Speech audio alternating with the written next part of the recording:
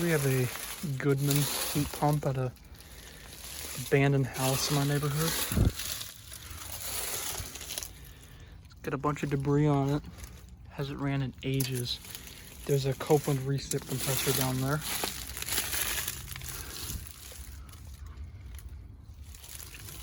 And there's the data sheet right there.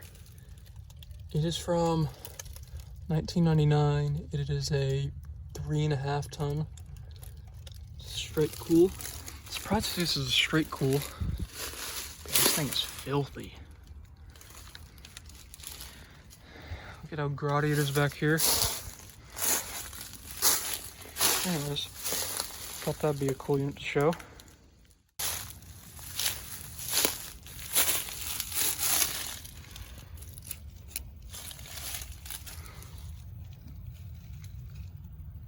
Osm 5, 3 ton.